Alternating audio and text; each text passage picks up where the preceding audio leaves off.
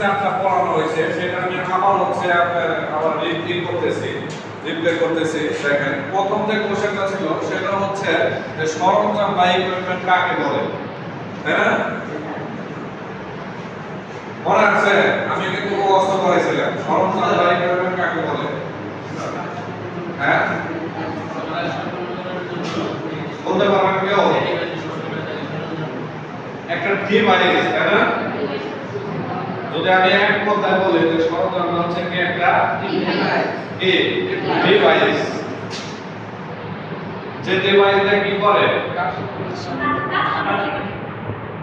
কোনো কাজ সম্পন্ন করার কাজে ব্যবহার করা হয়, তাই না? অর্থাৎ যদি আমি একটা বলছি যে কোনো কাজ সম্পন্ন করার জন্য যে ডিভাইস ব্যবহার করা হয় তাকে সরঞ্জাম বলে। তো টুলসের সংখ্যার ক্ষেত্রে আমরা একই সংখ্যা ব্যবহার করব। এই সংখ্যাটা কেউ বাসাতে পড়ার প্রয়োজন আছে? তারপরে 2 নম্বর যেটা আছে